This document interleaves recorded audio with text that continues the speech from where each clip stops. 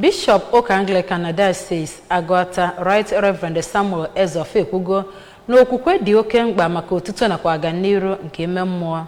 N'okwuchukwu ya na St. James Parish na Nkakansi ime obodo Orumba North n'oge ofufe nro ịkwa aka n'isi nakwa ịnabata n'otu Girls Guild na Mothers Union maka parish niile dị n'okpuru na nka Archdeaconry.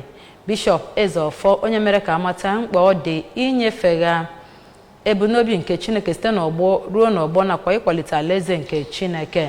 Onye ọlụ anyị bụ Abụchi Nwaọzọ ji akụkọ a wee bịa ka bụ ofufe nro si wee gaa n'uju. Bishop Ezeofor kpọrọ ndị otu Kristi ka ha gbaa mbọ na-abịakwute Chineke n'ime mmụọ na n'eziokwu iji wee yọta ya ebere. Right Reverend Ezeofor onye bụkwa onye isi oche Evangelical Fellowship na Anglican Communion Nigeria EFAC kwara ha ka ha ji na-ewene ife arụsị na ife Chukwu wekọtọ ya ọnụ.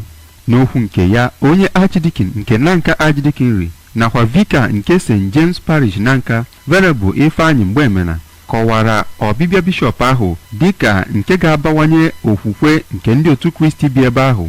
Mmadụ ruru 400 bụ ndị natara sakramenti nke confirmation. Mmadụ dịkwa 25 bụ ndị banyere n'otu Girls Guide, ebe ụmụ nwanyị 26 bụ ndị banyere n'otu Mothers Union. Na ya bụ mmemme ekwekwara ukwe pụrụ iche nke sitere n'aka ndị otu ukwe kpekwa ekpere maka ndị ọchịchị nakwa ụka na steeti a na Nigeria.